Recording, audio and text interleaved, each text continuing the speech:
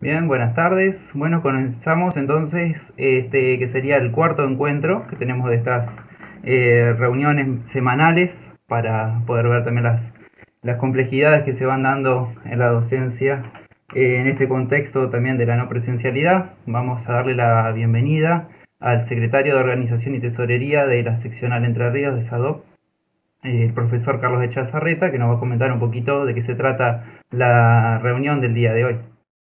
Hola, buenas tardes a todos y a todas. Bienvenidos a este ciclo de conferencias en tiempos de pandemia, en tiempos del COVID-19. Hoy el tema que nos ocupa es la educación inclusiva después del COVID, es decir, cómo vamos a actuar después de que pasemos este tiempo tan especial que la humanidad está viviendo. Es tiempo de pensar qué escuela es la que queremos, qué escuela necesita el sujeto de derecho, cuál es la finalidad de la educación. Pensar que inclusión es lo mismo que integración. Silvana Corso nos dice que el diseño universal de aprendizaje es una manera de pensar la escuela donde todas y todos los estudiantes tengan las mismas oportunidades. Busca dar respuesta a cada estudiante con el mayor grado posible de interacción y participación. Por su parte, Emiliano Naranjo asevera que es un compromiso ético porque garantiza la igualdad de oportunidades. ¿Cuál es la situación hoy de niños y adolescentes con discapacidad alejados de la escuela? ¿Cuál es la situación de las y los docentes especiales en el nuevo escenario? La diversidad es un hecho y se pone de manifiesto en las aulas, hoy atravesadas por la ubicuidad y la mediación tecnológica. Para que nadie quede afuera es la oportunidad de demostrarlo. Así que les doy la bienvenida a todos y a todos los que nos están siguiendo en este ciclo de conferencias que la seccional Entre Ríos de SADOP ha organizado a través de su Secretaría de Educación y de su Secretaría de Prensa. Que los disfruten y los voy a dejar en compañía de la Secretaria de Educación de la provincia, la licenciada Paola Boich. Buenas tardes a todos y que disfruten. Bien, ahora sí, estamos todos online. Paola, Verónica, bienvenidas a esta Hola, tarde. hola Hola, Vero, hola hola, Carlos, ¿cómo estás Vero? bien, Bueno, muy bien. como bien escuchábamos, nos vamos a encontrar en una nueva edición de las webinars. Como no fuera poco, en esta oportunidad vamos a hablar de la educación inclusiva y para eso también, como si no fuera poco, la tenemos a la licenciada Verónica Galeto. La Vero Galeto, así como la conocemos, es compañera profesora de mucho tiempo en ISPE, jubilada, licenciada en fonoaudiología de la Universidad Católica de La Plata, luego hizo la licenciatura de Ciencias Sociales en la UADER, también tiene un diploma superior en Pedagogía de las Diferencias, diploma superior y especialización en currículum y prácticas escolares en contexto, y un curso de posgrado despatologizando las diferencias en la clínica y en el aula. Me encantó. Bueno, ¿cómo Gracias. estás, Vero? Gracias. Bien, muy bien, Primero, gracias a ustedes por haberme convocado. un gracias enorme por acompañarnos. Bueno, yo estuve leyendo acerca de una publicación que habías hecho acerca de en Voces de Inclusión, Sí, y me gustó mucho, que es del pasado, hace poquito, hace unos 15 días, la educación en los tiempos de pandemia. Y sí, a mí me gustó mucho porque ahí hablas vos de que existe una crisis hoy que se está vivenciando acerca sí. del sistema educativo por esta pandemia, ¿no? Ujú.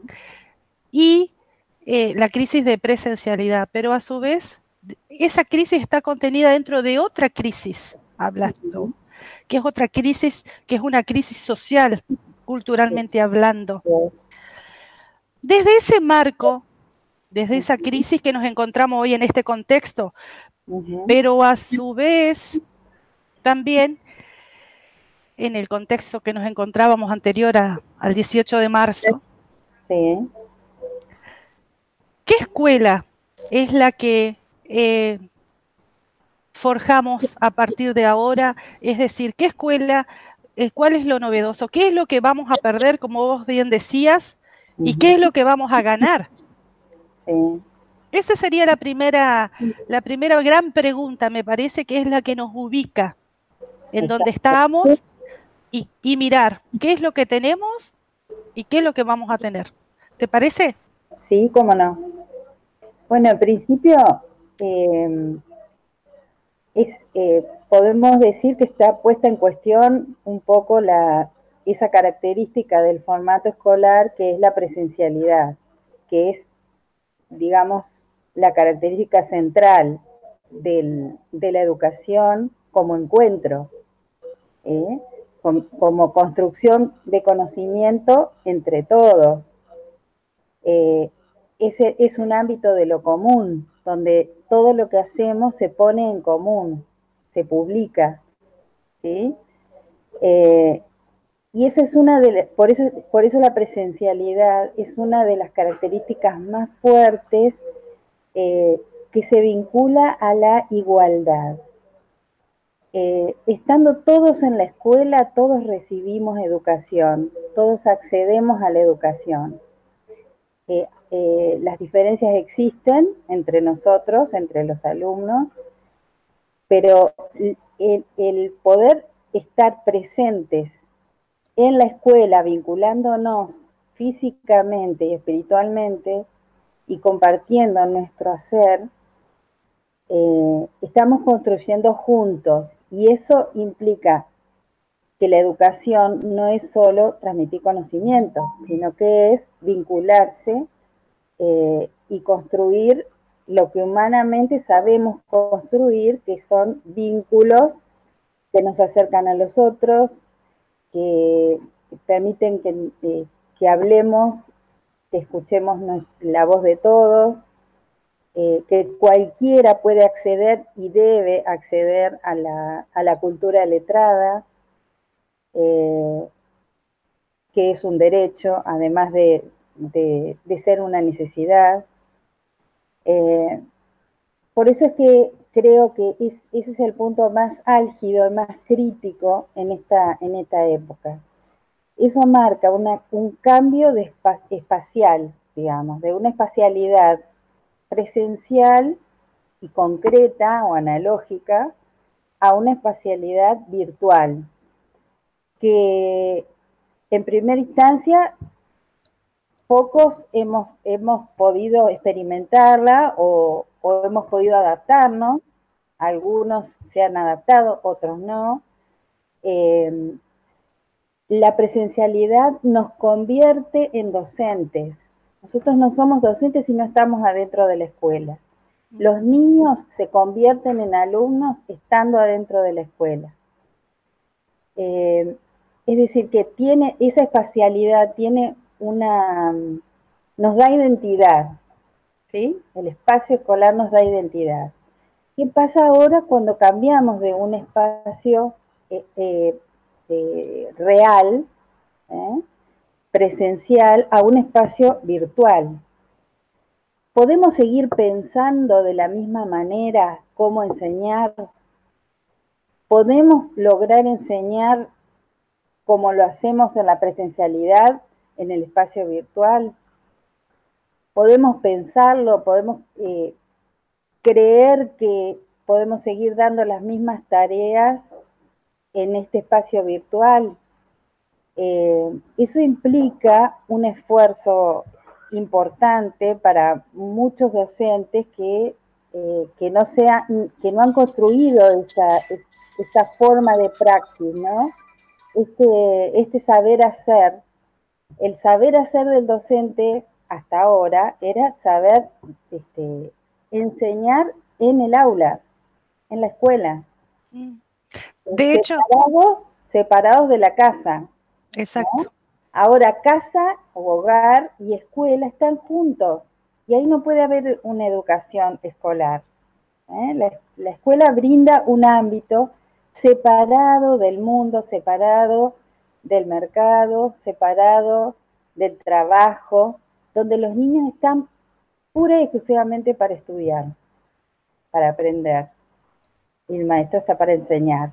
acompañando los procesos de los niños. La presencialidad permite eso. Ahora la virtualidad no nos permite ese acompañamiento. Entonces, eso genera otras situaciones que tienen que ver con la imposibilidad de algunos papás que por trabajo o por lo que sea no pueden apoyar a los chicos, y genera también todo un conflicto de los niños y de la familia en general. Una problemática que está en la escuela y que debía ser resuelta en la escuela pasa a estar dentro del ámbito del hogar y que no puede ser resuelta en algunos casos por la familia. No, el conflicto que se da no solamente es directamente del docente con el estudiante, sino también de los estudiantes entre sí, que es la construcción de la consolidación de grupo, que es también parte del proceso formativo.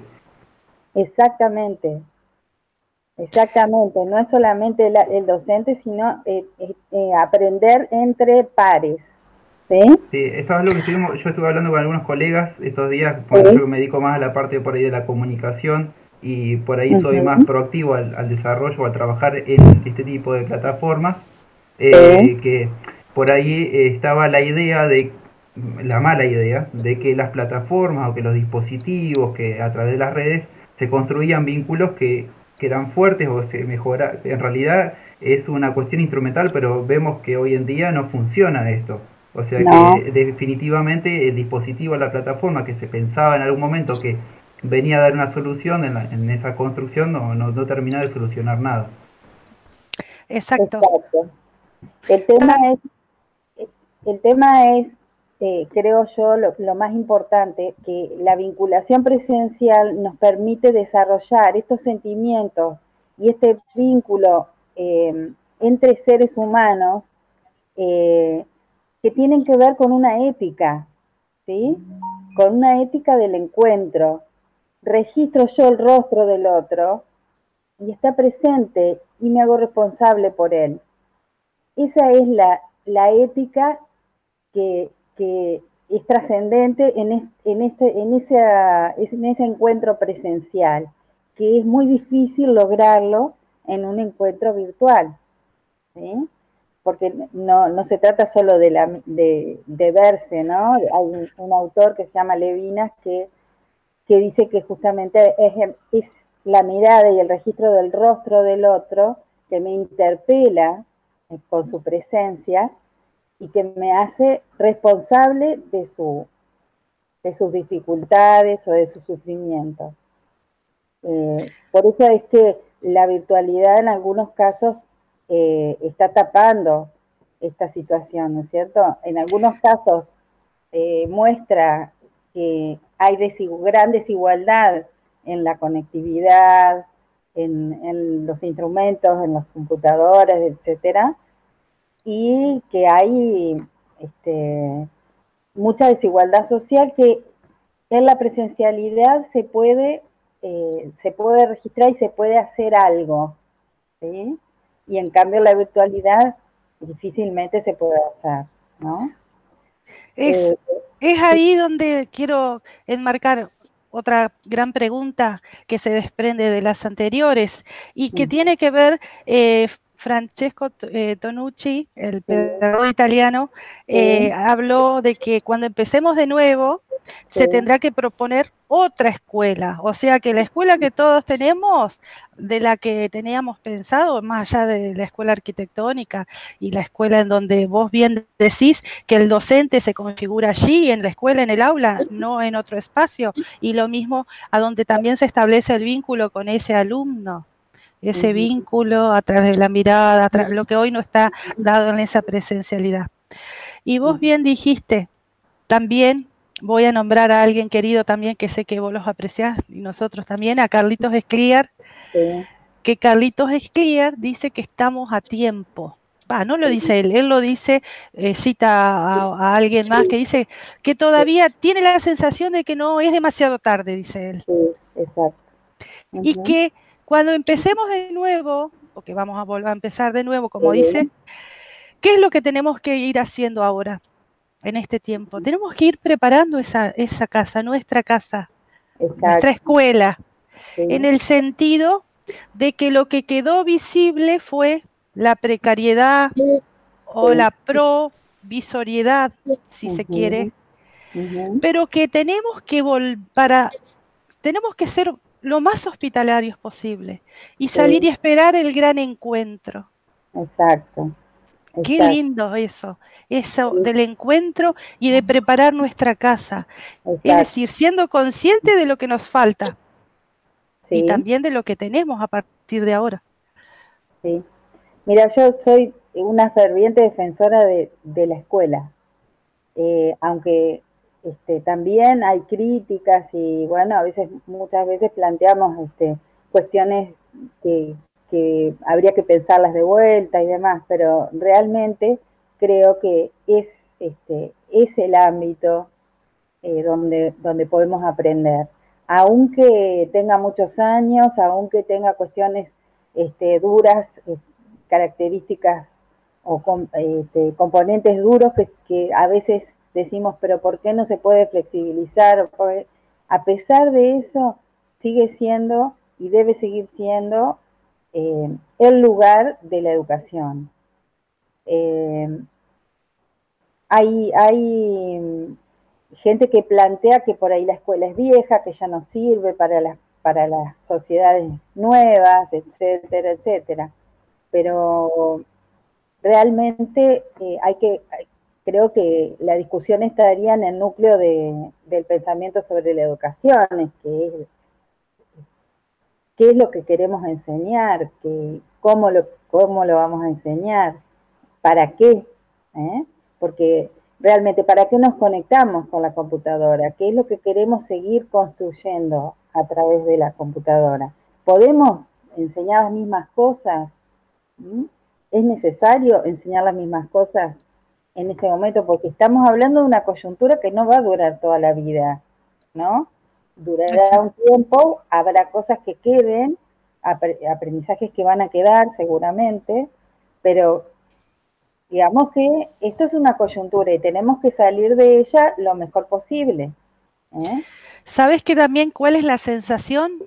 Haciendo un poco eco a esto de lo que estábamos hablando, más allá de que la pandemia puso en evidencia, como vos bien dijiste, un montón de situaciones, esa desigualdad social que hoy, sin estar a la escuela en los hogares, sigue siendo desigual por la falta de recursos, por la calidad, por la conectividad o lo que fuese. Entonces, siempre pensamos también de que educamos para eso. También recuerdo, lo voy a nombrar nuevamente a Carlitos, allá en la UCA en Paraná, o en Rosario, no recuerdo, en unas jornadas que tuvimos, él hablaba de que le daba la posibilidad a las docentes de elegir libertad e igualdad. Viste que generalmente hablamos de que educamos para la libertad, bueno, es la gran. Bueno, pero es difícil poner a decirse que educamos para la igualdad, porque cuando uno dice libertad, ya está interpelando y estamos dados por que también está incluida esa igualdad, pero no es así. Esa igualdad, porque queremos una sociedad igualitaria que nos incluya a todos y a todas, ¿cierto? Que tengamos igualdad de oportunidades y demás, pero ¿cómo se hace desde esa desigualdad que existía previa a esta situación, Vero?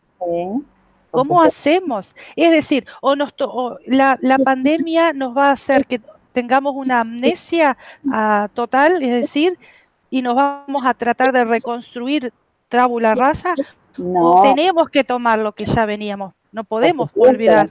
Y que justamente estas crisis tienen que ver con eso. Si hay algo bueno que hay que sacar de eso, es poder ver la realidad y actuar. En función de la misma. Claro, porque justamente esto, si yo veo una situación de desigualdad y yo veo el sufrimiento de esa persona o de esa familia o de quien sea, no puedo quedarme mirando y decir, ay, qué pena. No. ¿Qué hacemos con eso? Porque no es suficiente registrar el sufrimiento del otro. Es necesario reaccionar ante eso. Como sociedad no podemos seguir mirando sin hacer nada. Exacto, exacto. Todavía tenemos ahí el tiempo. Me gusta la palabra tiempo. Yo soy profesora de historia. Yo sé que vos hablaste también de tiempos y de temporalidad. Sí.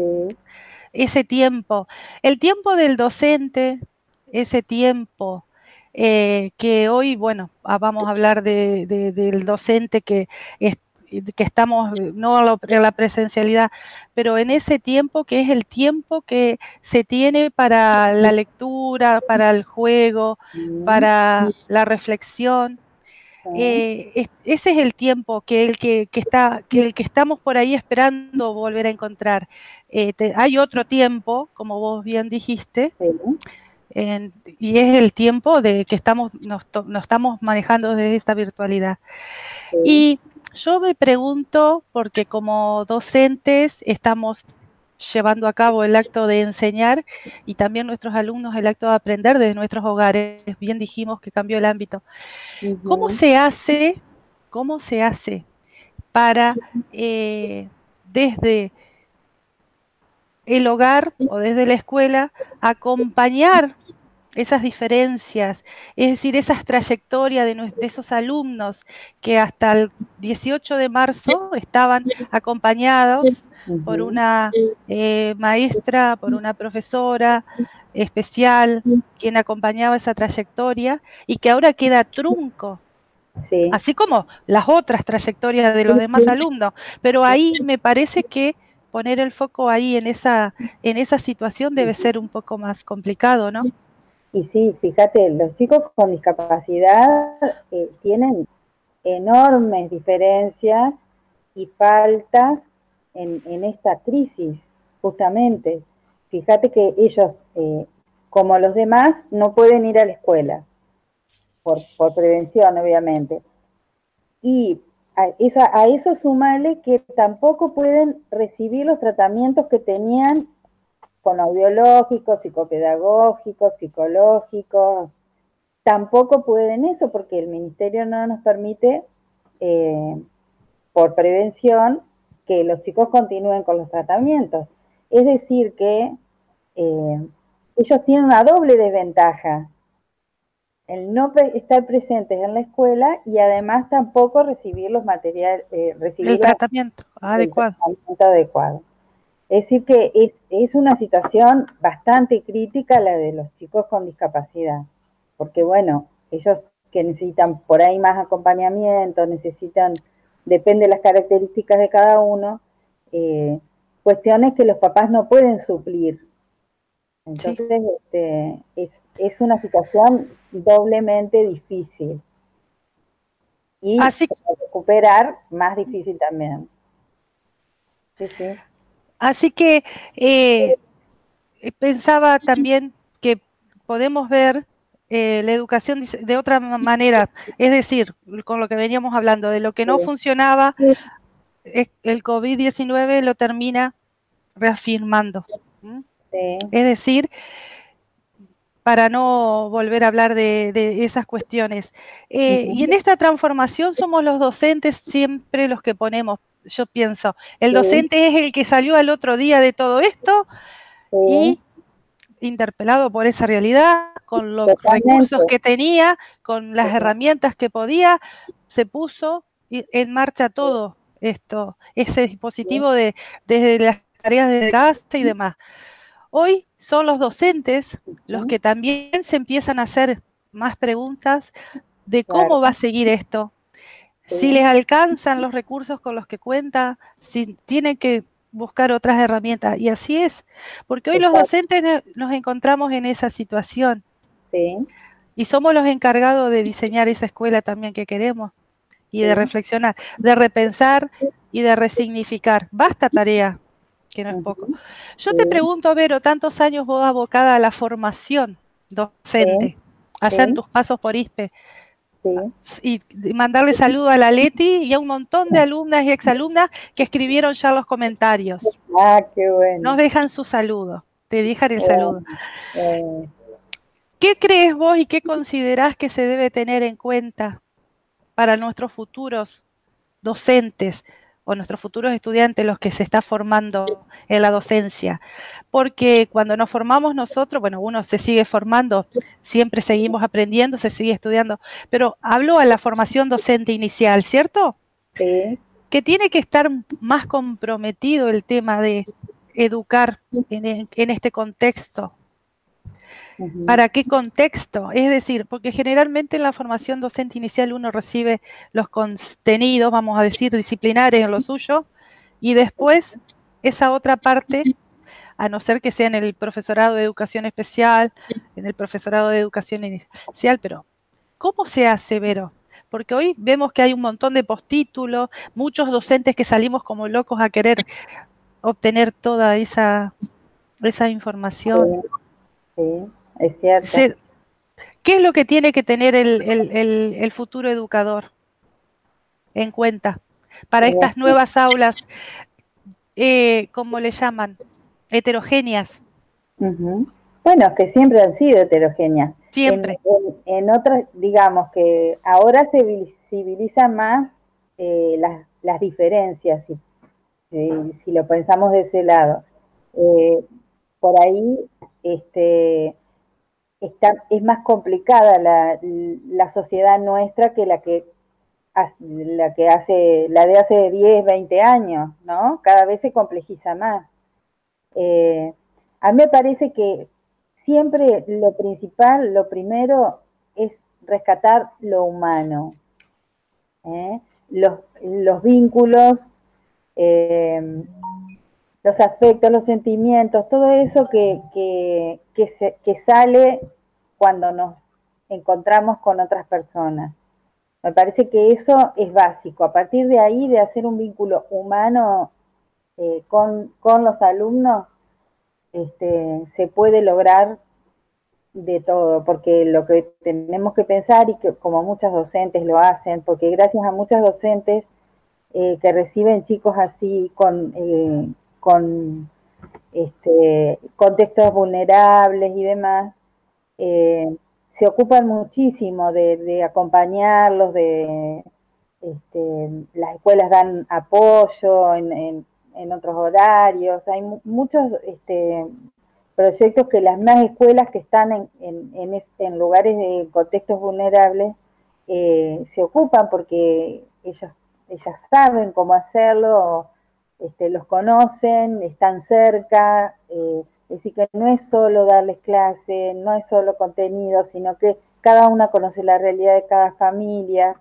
Yo creo que eso es algo, es una característica que tenemos que tener como docentes, estar comprometidos con la vida de los chicos.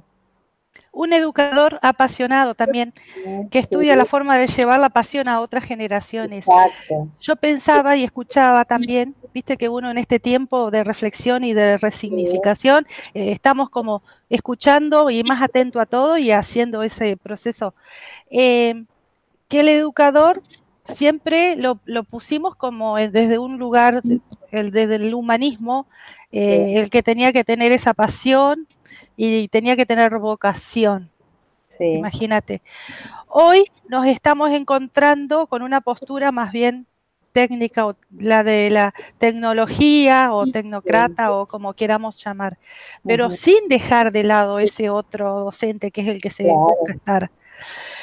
Tenemos que volver, nos invitan inclusive a volver a rescatar la figura de ese docente, ese apasionado, que despierte el deseo de aprender en el otro.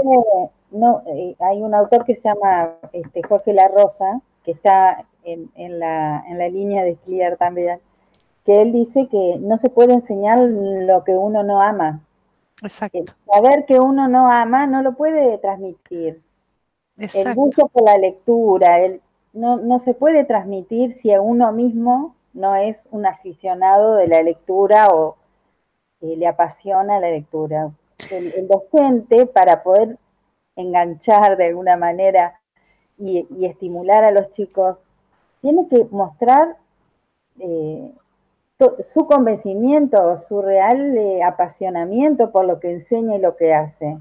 Eso yo creo que es una de las características básicas de un docente, de un maestro. La palabra maestro me gusta más que docente. Exacto, a mí me gusta, yo también nombré la palabra eso, una forma de llevar esa pasión a otros, qué lindo, ¿no? Y la formación de docente, entendiéndola de maestros, ¿para qué mundo y para qué vida? Mirá Esto de las prácticas en contextos tiene que ver mucho. ¿Para qué mundo? ¿Qué cosas tenemos que recomponer como sociedad?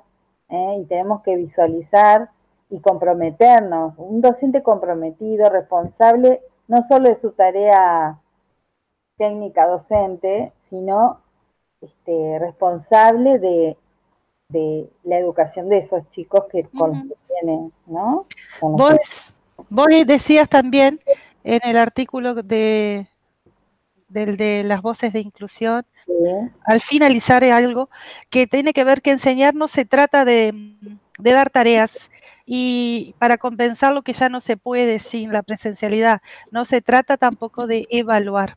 Ya habrá tiempo para ello, seguimos hablando de ese tiempo. Y ahora que estamos todos con el tema de la evaluación formativa, que así como nos preguntábamos qué enseñar, cómo enseñar, para qué enseñar, ahora también qué evaluar, cómo evaluar y para qué evaluar. ¿Serán otros tiempos también que estamos así? Bueno, siempre ha estado bastante discutido el tema de la evaluación, porque evaluación, ¿para qué? ¿A quién? ¿A qué? ¿Qué evaluamos?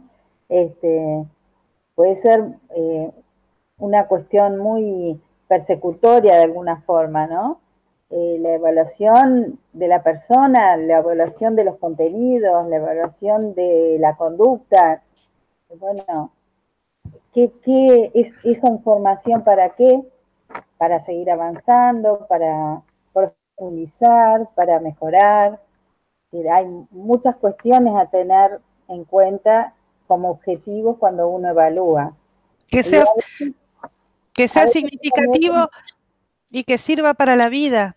Claro, porque si no, se convierte en un trámite que nos obligan en muchos casos, como docentes, es un requisito que tenés que hacerlo, ¿no? Pero creo que los docentes son muy creativos y son capaces de crear diferentes formas de evaluar que no provoquen esa sensación de que estoy siendo vigilado o que me están mirando demasiado todo lo que hago y no se valora lo que puedo, digamos, ¿no? De eso ¿sí? Ahora, te pregunto, Vero, en este contexto, digo, ¿vos creés que se han aprendido como nuevas formas o se han encontrado justamente como nuevas formas de llevar adelante la tarea docente? Digo, aprendimos algo de esto, más allá que siempre estos procesos, como las evaluaciones, se hacen sobre el final, aunque bueno, obviamente es importante ir haciendo como distintas instancias de evaluación intermedias, pero bueno, estando promediando esta crisis mundial, por ahí podemos ya sacar algún tipo de conclusiones intermedias en este sentido, y por ahí, bueno, más adelante obviamente vamos a repensarlas, pero digo, ¿qué es lo que vos considerás, digo, que, que con todas estas dificultades técnicas, tecnológicas, desde la pedagogía, desde la apropiación de las herramientas o de la llegada que se ha podido ir aprendiendo hasta ahora, ¿no? En estos 2 meses algo se tiene que haber aprendido. Yo creo que sí, sin duda, sin ninguna duda. En principio, por supuesto que con dificultad, seguramente, porque el que no está acostumbrado a esto, realmente le representa un problema preparar una clase en la virtualidad, ¿no es cierto? A mí misma, yo estoy atendiendo chicos haciendo el tratamiento fonoaudiológico a través de la web. Y bueno, también me ha costado encontrar la forma de hacerlo, con qué materiales. No se puede usar las mismas materiales que usamos presencialmente. Hay que buscar y hay que recrear situaciones. No es fácil, pero yo creo que muchos docentes, a pesar de no haber estado preparados y no haber pensado que tenía que hacerlo en algún momento, se ha puesto las pilas y lo ha hecho. La mayoría se ha puesto en esto y lo está haciendo con todo el esfuerzo y la garra por que los chicos tengan, no, continúen al menos con algunas tareas, ¿no?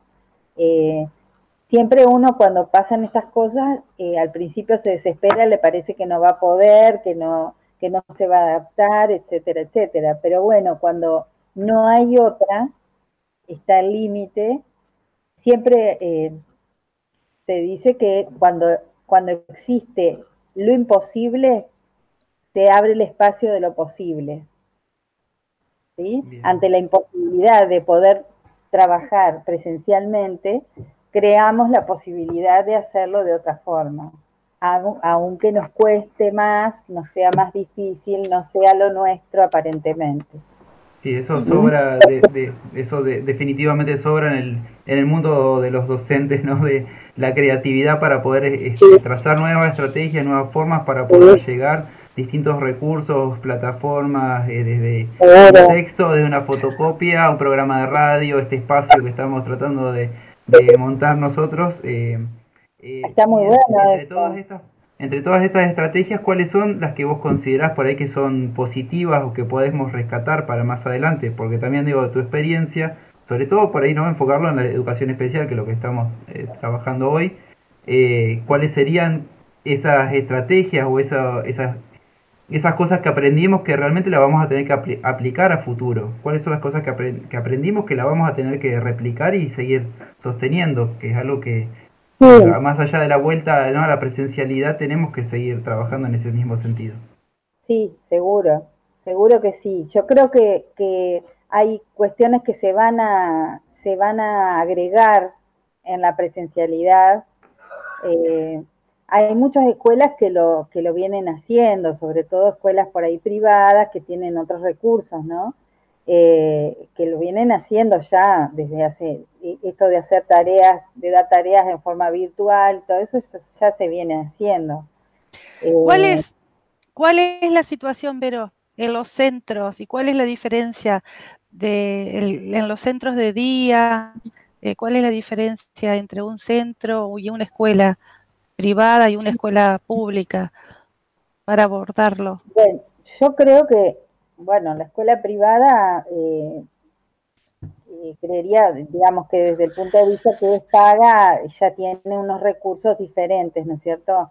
Y por ahí, bueno, eso ayuda mucho a que esas situaciones de la virtualidad se puedan realizar, porque en general, bueno, los chicos tienen en su casa conectividad y son chicos por ahí acostumbrados a usar la compu para tareas, que no es lo mismo que ver videos y demás, ¿no es cierto?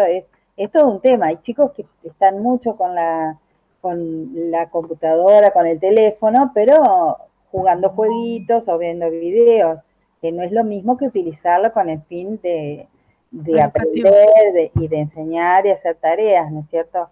Y por otro lado, también es difícil, digamos, no se puede pensar en que la misma tarea que yo daba en la escuela y con el mismo tiempo se va a cumplir exactamente igual en la virtualidad. Y eso es lo que tenemos que cambiar el chip un poco, de no pensar que eso mismo que yo hacía presencial, que hay que tener en cuenta que ahí estaba yo apoyando, acompañando, me podían consultar las dudas, yo estoy viendo el proceso, no es lo mismo que enviar la tarea y no tener el apoyo, ¿no? Yo creo que eso es importante pensar que es un cambio de hacer las cosas diferente. Tengo que dejar de hacerlas como las hacía y tengo que pensar cómo hacerlas con esta otra espacialidad. Nunca se agotan las estrategias para mantener vivo el hecho de educar para todos y con todos. Esa es otra frase que Tomé de Silvana Corso, ni nada más ni nada menos. Sí, sí. Alguien que también nos ha acompañado y hemos participado. Ella habla de la igualdad de oportunidades también y habla del diseño universal de aprendizaje. De aprendizaje. Una manera de pensar la escuela donde todos los estudiantes tengan las mismas oportunidades. Exacto.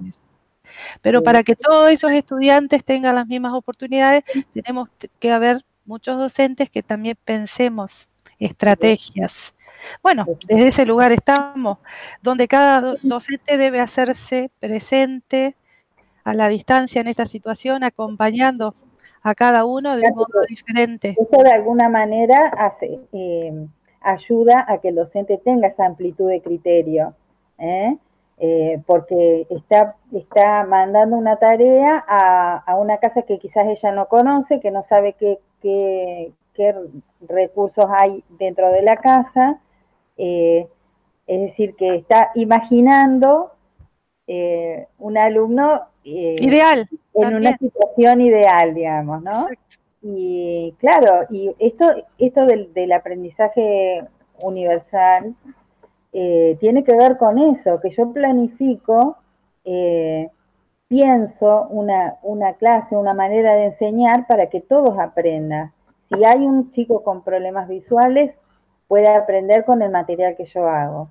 Si hay un chico con problemas auditivos, puede aprender si le muestro imágenes. El que tiene que escribir y tiene dificultades motrices, bueno, escribirá de otra forma. Puede utilizar la compu, por ejemplo, hay chiquitos que usan la compu en la escuela y no el cuaderno. Es decir, eso tiene que estar pensado de antemano. Yo tengo que tener en mi cabeza que puedo tener chicos con tal dificultad, con tal otra, con tal otra, con tal otra.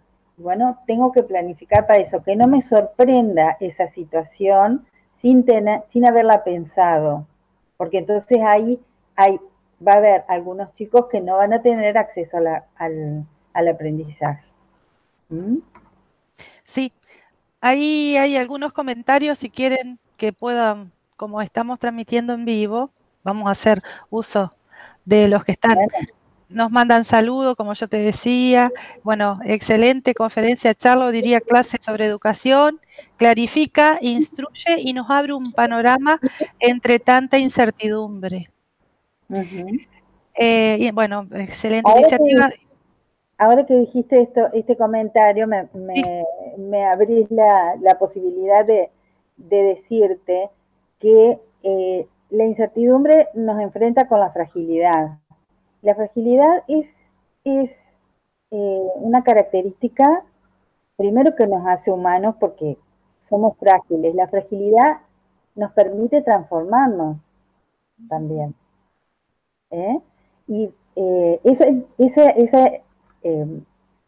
sensación de incertidumbre, que no sabemos si vamos a poder seguir con toda esta realidad, afrontándola y pasando el mal momento, nos da impotencia también.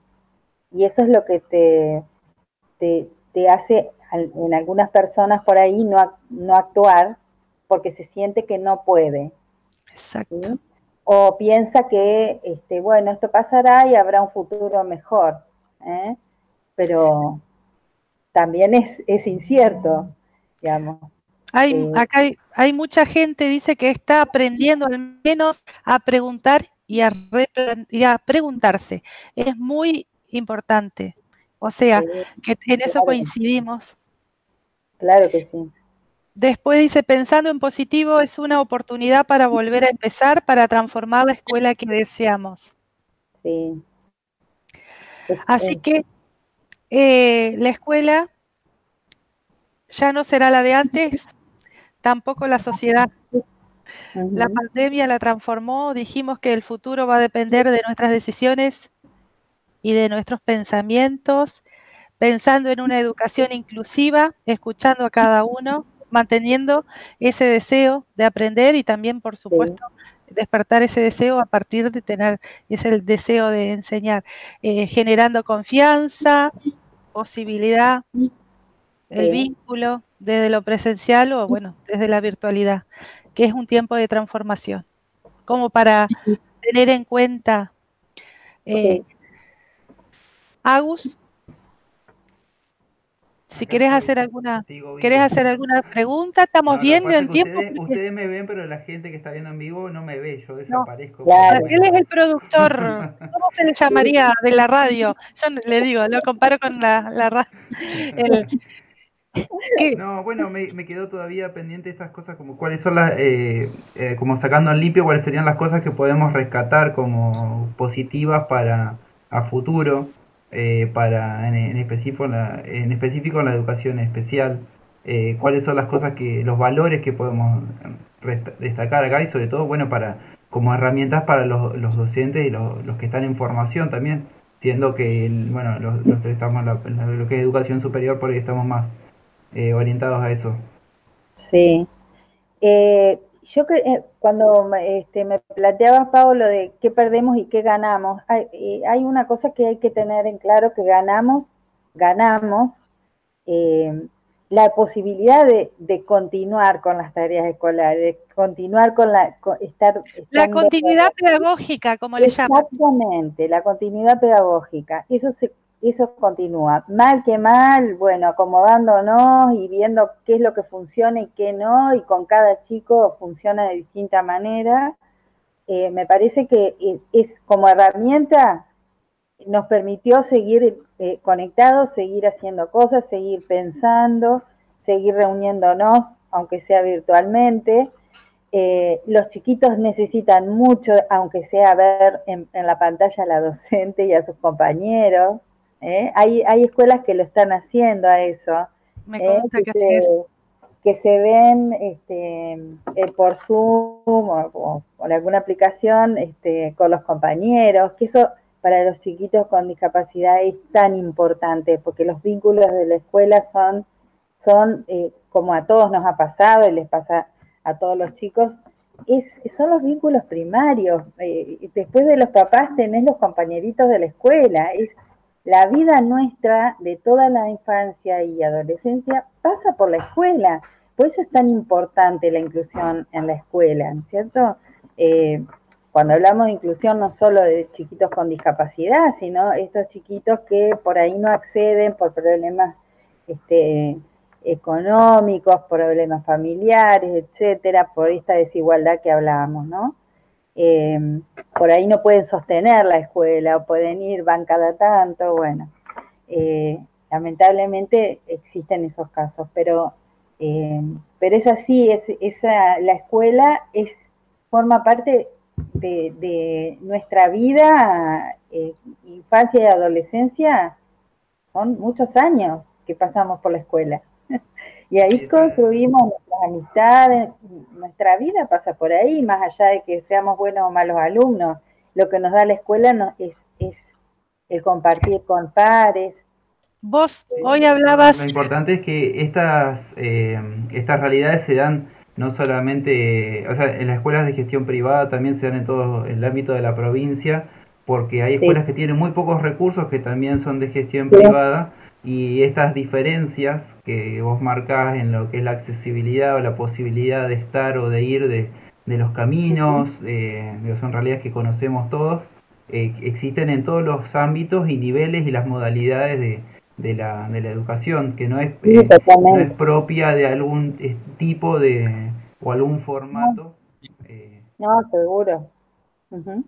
Hoy vos hablábamos, al comienzo también, hablábamos de las aulas que siempre han sido heterogéneas, entendiéndonos desde ahí, desde la diferencia.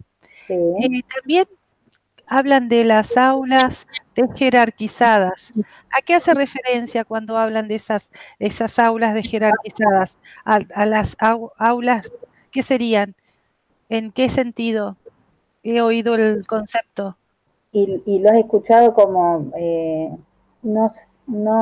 haciendo referencia a que como que miras a menos o de un nivel más bajo. Exacto. He leído y escuchado al respecto de en esa búsqueda de esas aulas, tratar de buscar que sean, o sea, la realidad es implícita en la situación, pero hablan de esas aulas de jerarquizadas, y yo las pensaba en ese camino, las de igualdad, a tener esa accesibilidad, que nadie se quede afuera, que es la oportunidad. Como dice Carlos, que escuelas y aulas para cualquiera y para cualesquiera, ¿cómo dice él? Cualesquiera. Me encanta, cualesquiera, es así. Cualesquiera y para cada uno, así que no sé, está lo compartido, lo juntos, lo entre todos, pero también está la posibilidad de cada uno. Y es el camino. Singularidad. La singularidad, desde cada uno. Y yo creo que, como vos decís, no podemos pensar la escuela, se podrá modificar, se resignificará, pero escuela siempre tiene que haber. Luego de la familia es el ámbito de socialización, y es allí en donde se confluye todo. Y creo que ahí está la responsabilidad nuestra como docentes. Tenemos que comprometernos en la construcción de esa escuela que queremos. Pero qué difícil, porque uno tiene ese compromiso de querer tener una sociedad así, igualitaria, inclusiva. Obviamente que para tener esa sociedad empezamos a la escuela, bien decimos, pero qué difícil que se hace, porque tenemos que deconstruir, como vos bien decías también, muchas de nuestras prácticas, pero porque lo hemos hecho, cómo seguimos trabajando desde ese lugar, que tal vez tenemos la intención. Yo siempre digo que un docente o un estudiante sale con todos los libros en la mano, pero que cuando entra a la realidad, al aula, ¿qué pasa? Se te caen los libros. Ahí, ¿qué tenés que hacer? Es así, porque es decir... Bueno, con tu praxis, es decir, tu saber hacer, vas a ir construyendo tu propio saber hacer. Si a uno cuando se forma le brindan algunas herramientas, pero en realidad cada uno va construyendo su forma de ser maestro. Es así. Sí, como ser padre, todo. Yo siempre digo, padre, madre, docente, estamos al frente de la educación de los niños. Así que esa es la educación inclusiva. Y además, bueno, el tema de escuchar a los niños. Hoy estaba escuchando sí, con esto termino, escuchando una conferencia de una presentación de un libro de Fórum Infancias. El libro se llama Escuchar a los niños, y justamente se habló de esta etapa por la que estamos pasando, y bueno, que decían los profesionales que escuchar a los niños no es solo escucharlos decir cosas, sino verlos, mirarlos, cómo juegan, cómo se mueven, qué es lo que hacen, qué es lo que les gusta, qué es lo que rechazan. Porque uno puede pensar que un niño, ¿qué te va a decir? En realidad los niños dicen con lo que hacen, y así es. Y todos, en realidad en todas las edades nos pasa eso. Y nosotros también, muchas veces, también somos ejemplo de esos niños que decimos, más que decimos, que es lo que hacemos. Y yo creo que nosotros tenemos que mirarlos atentamente a los niños para cambiar y transformar este mundo, seguramente. Más. Y bueno, estamos a tiempo, es un tiempo de grandes desafíos, tiempos de cambio, de transformación. ¿Cómo se dice, Carlos? Todavía no es tarde. Todavía no es tarde, estamos a tiempo. A mí me encanta cuando habla del tema de la temporalidad. Hablando. Bueno, agradecerte, Vero, que esto sea el puntapié inicial para poder seguir haciendo desde la virtualidad o luego ya desde la presencialidad jornadas, encuentros, reflexiones, y que podamos seguir estando desde SADOP Entre Ríos, desde obviamente a disposición para todo lo que venga. Queremos estar, también estamos buscando, como todos los docentes, estrategias para poder entre todos salir de este tiempo y de la mejor manera. Así que un beso grandote. Igualmente, muchísimas gracias. Para vos, para tu hermosa familia. Quiero decirte que nos encantó el año pasado, estuvimos trabajando juntos, siempre no falta la oportunidad, así que bueno, Saludos para todos. Bueno, muchas gracias. Gracias por convocarme, ¿eh? Me gustó mucho. Gracias, Vero, querida. Muchas gracias, Vero, Pao. Y bueno, nos encontramos la semana que viene con otra propuesta también en torno a esto, a pensar el contexto y también cómo salimos de esto, ¿no? O sea, cuál es la escuela que se viene, también pensar a ver cuáles serían los nuevos desafíos. Así que lo vamos a estar publicando. No sé, Paola, ¿querés adelantar algo? Comentar un poquito de qué se va a tratar.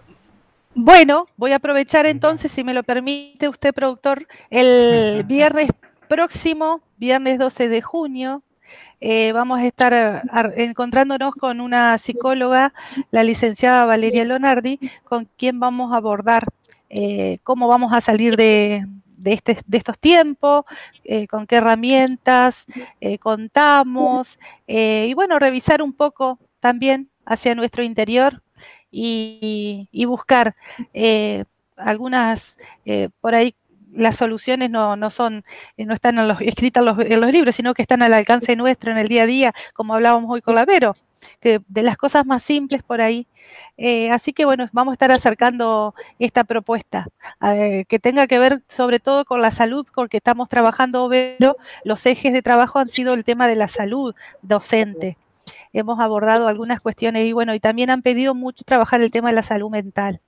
Así que vamos a ver si salimos bien ilesos de todo esto y bueno, robustecernos. Bueno, así que lo vamos a invitar a todos. Bueno, y para todos los que nos siguen ahí, muchas gracias. Muchas gracias. Gracias para todas las ponderaciones, para todos los que nos escribieron, excelente propuesta. Gracias por el esfuerzo para brindar este espacio. Bueno, aplausos, cariño, gracias Vero, siempre tan clara, una grande la Leti. Excelente, mirá Romina Gus, pero exalumna nuestra y compañera. Excelente jornada de encuentro, reflexión compartido. Muchas gracias a los profesionales presentes.